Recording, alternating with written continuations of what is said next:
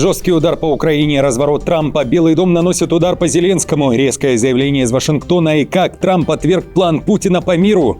Истребители подняты в небо, авиационный удар по митингу, 1000 людей под прицелом, срочное заявление армии и молчание властей. Кто сделал из народа живой щит? Заявление Запада о победе Путина, резонансное признание, цели России достигнуты. Масштабная переброска войск началась. Военные движутся к Ирану. Морская пехота США отправлена на Ближний Восток. Ударная группировка для наземной операции. Опустошить кошельки украинцев граждан страны могут оставить без социальных выплат. Новое заявление о масштабном кризисе в Верховной Раде. Что дальше? Заткнуть рот россиянам и не жаловаться на обстрелы и войну. Кто призвал отправить граждан РФ за решетку за жалобы на провалы ПВО? Военные НАТО открыли огонь. Президента застали врасплох. Заявление Ирана о поражении руководства Израиля, повышение цен на продукты по всему миру, 8 миллионов рублей на могилу президента России, а также тайные переговоры Европы с Тегераном. Они уже начались. Об этом и не только. Досмотрите. Друзья, всем привет. Это «Время Прядко». Коротко, четко и по делу о том, о чем говорят в мире. Спасибо за поддержку. И я начинаю.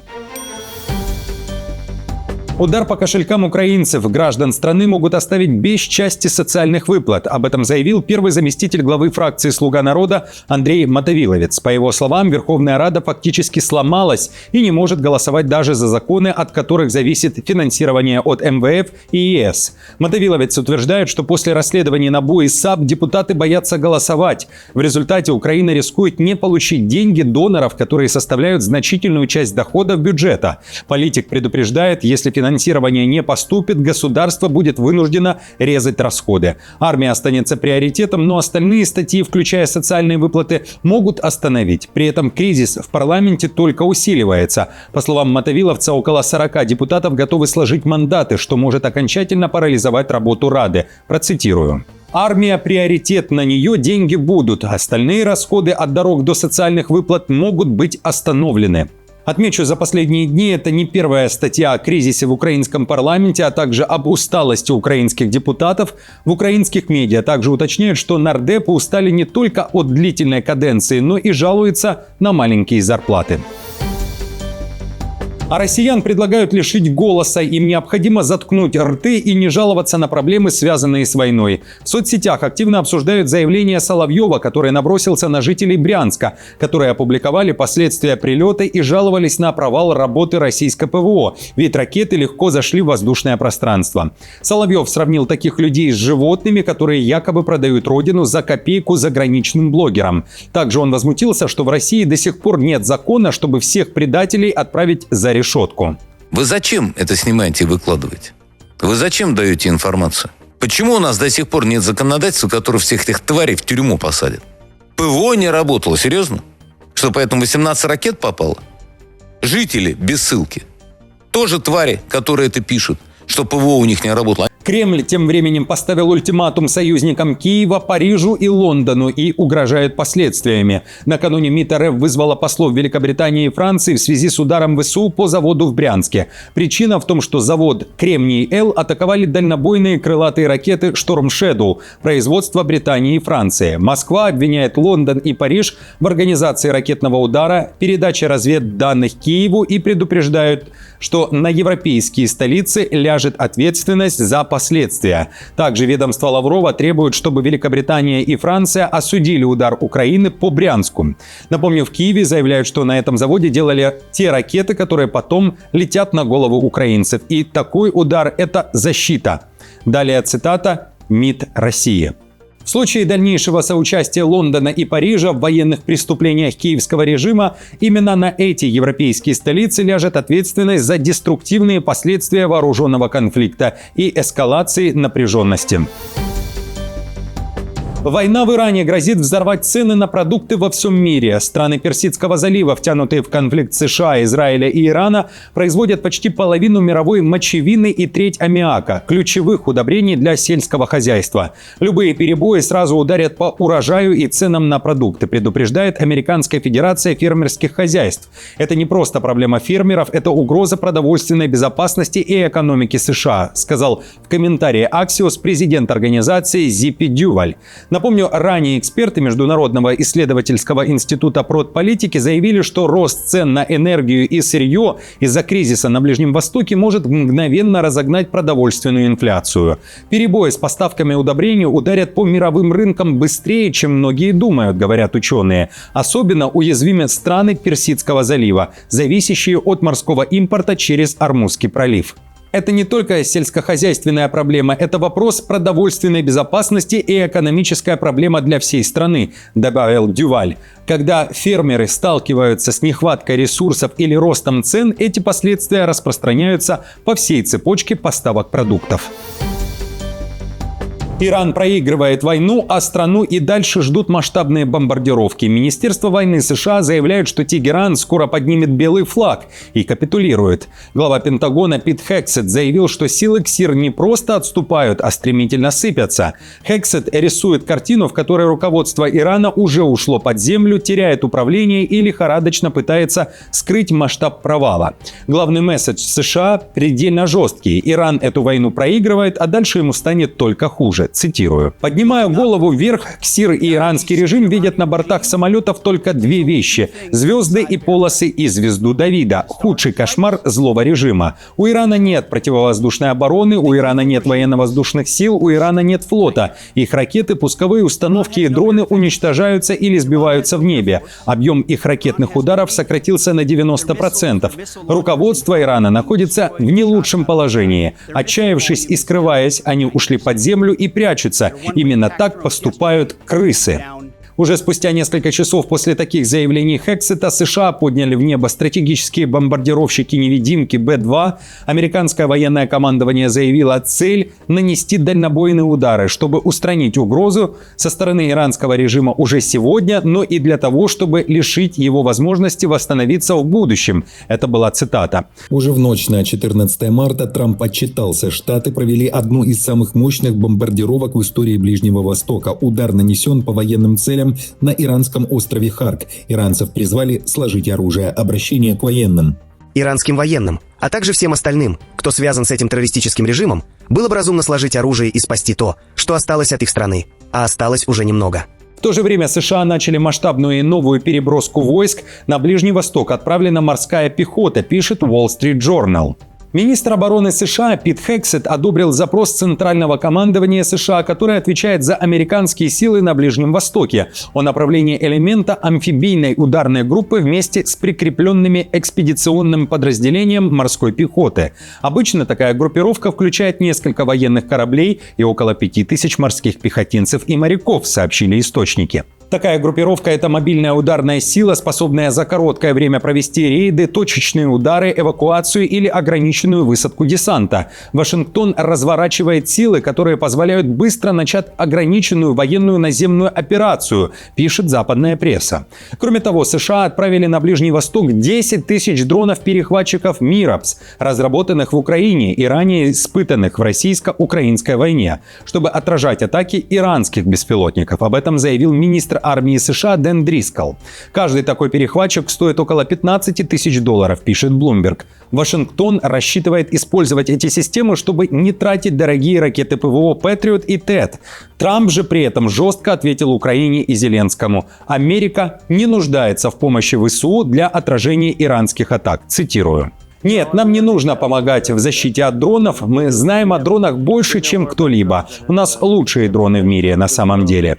Отказал Трамп и Путину. Москва предложила вариант мира, пишет издание Axios. В частности, Путин предложил Трампу вывести 450 килограммов иранского обогащенного урана в Россию. По данным Axios, Москва предлагала взять уран на хранение как часть сделки по прекращению войны. Трамп отклонил это предложение. В то же время Иран нанес новый удар по Израилю и не беспилотниками, а баллистическими ракетами, как утверждается, с кассетной боевой частью. Серия взрывов прозвучала в центральной части страны. Кроме того, КСИР утверждает, что атаковал 10 мест, где могли находиться представители руководства Израиля.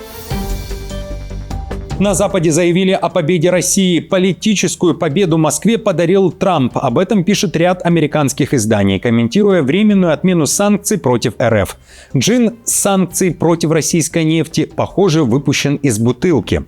Разворот Трампа по ограничениям стал неожиданным подарком для Кремля на фоне кризиса. Об этом пишет Sky News. Скачок цен на нефть и ослабление санкций, по оценкам СМИ, позволяют России получать до 150 миллионов долларов дополнительной выручки в день и возвращаться на мировой рынок с новыми покупателями. Этот шаг усиливает раскол между США и Европой, тогда как в Москве все громче говорят о победе и о том, что Путин был прав. Мир не сможет без России, пишет Sky News. Далее процитирую. Внутри страны это также помогает Кремлю укреплять послание обществу о том, что он был прав с самого начала. Миру нужна Россия. Соединенные Штаты фактически признают очевидное. Без российской нефти глобальный энергетический рынок не может оставаться стабильным, написал в Телеграм посланник Кремля по инвестициям Кирилл Дмитриев. Решение Трампа временно вывести из-под санкций российскую нефть, чтобы снизить цены, раздражает и давних соратников американского президента. Те также говорят о подарке Путину. Как вы это оцениваете? И не является ли это фактически поощрением России за плохое поведение? Думаю, в Кремле выпили немало водки, когда услышали эту новость. Это абсолютный подарок для россиян. Очевидно, что вы хотите сделать все возможное, чтобы снизить цену на нефть, но дарить подарок Кремлю – это неправильный ответ. Лидеры G7 также раздражены позицией Трампа. Во время закрытого звонка, который состоялся на этой неделе, лидеры Большой Семерки призвали американского президента как можно быстрее закончить конфликт и срочно обеспечить безопасность Ормузского пролива, пишет издание Axios. По данным источников, Трамп отвечал уклончиво и не назвал сроков окончания войны, заявив лишь, что нужно довести дело до конца. Такая неопределенность усилила напряжение внутри Большой Семерки. В то же время Франция и Италия начали переговоры с Ираном, пытаясь добиться соглашения о безопасном проходе своих танкеров через Ормузский пролив. Об этом пишет Financial Times, акцентируя внимание на том, что Иран вряд ли легко пойдет на уступки. Европейские столицы начали предварительные обсуждения в попытке возобновить экспорт нефти и газа, не расширяя конфликт. Об этом Financial Times сообщили 3 чиновника, осведомленные о переговорах. Тем временем судоходные компании рассчитывают на возможное сопровождение своих танкеров западными военно-морскими силами. Трамп был в шоке. Решение Ирана закрыть Ормузский пролив застало его врасплох, пишет CNN. Пентагон и Совет национальной безопасности существенно недооценили готовность Ирана пойти на такой шаг. В Пентагоне назвали это утверждение абсурдным. Авиационный удар по митингу в Тегеране. В центре иранской столицы во время массового шествия в честь дня Аль-Кудс прогремел взрыв. 1000 людей, пришедших на акцию поддержки палестинцев, оказались в эпицентре напряженного и опасного момента. Иранские СМИ уверяют, это был удар авиации Израиля и США. Известно о погибшей.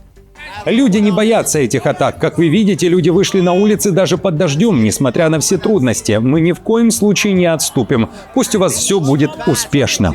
Несмотря на произошедшее, митинг продолжился. Участники скандировали лозунги, размахивали иранскими флагами и жгли флаги США и Израиля. По улицам Тегерана прошелся и президент Масуд Пезешкиян. На опубликованных кадрах он идет по одной из городских улиц, приветствует жителей и фотографируется с ними, демонстрируя, что руководство страны сохраняет публичное присутствие, несмотря на удары, пишет западная пресса. При этом в армии Израиля заявили, так иранское руководство прикрывается гражданами страны как живым щитом. Ведь Сахал официально выпустил срочное обращение к жителям Тегерана и предупреждал за несколько часов до начала шествия о том, какие объекты будут поражены. Но к людям эта информация не дошла, так как в Иране отключен интернет, пишет Сахал. В то время как избранный лидер с момента своего объявления ни разу не появился на публике и прячется за спиной диктора государственного вещания, он призывает граждан выходить на улицы и становиться живым щитом для лидеров, которые подавляют и убивают. Третий баллистический удар по стране НАТО. Военные НАТО открыли огонь. ПВО Альянса ударило по баллистической ракете Ирана в небе Турции, заявляет Анкара. В турецком Минобороны подтвердили, ракета была нейтрализована силами НАТО, развернутыми в Восточном Средиземноморье. Все необходимые меры принимаются решительно и без колебаний против любой угрозы нашей территории и воздушного пространства, подчеркнули в военном ведомстве Турции. Одновременно Анкара продолжает переговоры с Тегераном, чтобы выяснить выяснить все обстоятельства инцидента. При этом в Иране отрицают запуск ракет в сторону Турции. По словам посла Ирана в Анкаре, поссорить страны хотят третьи лица, заинтересованные в этом. В России предложили увеличить почти до 8 миллионов рублей расходы на надгробие для российских президентов. Об этом сообщает СОТА со ссылкой на проект поправок к постановлению правительства РФ об оплате расходов на работу главного военного некрополя, который находится в Подмосковье. За эти деньги, написано в документе, на могиле в первой зоне Федерального военного мемориального кладбища установят постамент президентов России и СССР из черного гранита. Для других высших чиновников планка ниже. Предлагается выделять из госбюджета чуть больше 2 миллионов рублей на памятники для членов правительства, глав силовых ведомств, представителей парламента, маршалов, генералов и адмиралов. Сейчас же действует единая цена – 1 миллион 100 тысяч рублей на памятник для всех. Новая схема фактически вводит иерархию даже после смерти. В Китае семья в прямом смысле перевернула мусорные горы в поисках своего золота, которое по ошибке приняли за хлам и отправили в мусорник. Женщина забрала из банковской ячейки более килограмма золотых слитков и украшений, собираясь продать их, и временно оставила дома в обычном пакете. Стоимость этого сокровища – 1,5 миллиона юаней или 218 тысяч долларов, отмечает китайские издания. На следующий день сестра женщины наводила порядок в доме и решила, что пакет – это обычный мусор, и без раздумий отправила его в уличный контейнер. Очень скоро китаянка заметила пропажу и сразу обратилась в полицию. Камеры показали, контейнер уже опустошил мусоровоз, а груз уехал на перерабатывающий завод в соседний город. Началась настоящая гонка со временем. Семья вместе с полицией помчалась на завод и остановила несколько мусоровозов прямо перед разгрузкой. Рабочие и коммунальщики подключились к поискам. Финал был как в кино. Нас было 8 человек, я и члены моей семьи. Мы начали искать около 7-8 вечера и продолжали до глубокой ночи. Глаза почти не смыкали, отдохнули час-два и продолжили. Перебрали примерно половину мусора и, наконец, на следующее утро нашли, рассказала владелица золота. Сначала она нашла кожуру от апельсинов и другой мусор, который сама выбрасывала дома, и поняла, что золото должно быть рядом. После этого вся семья продолжила поиски и вскоре нашла его. Друзья, на этом все. Спасибо вам большое за просмотр, за вашу поддержку, за каждый лайк, комментарий и репост. И до встречи уже завтра.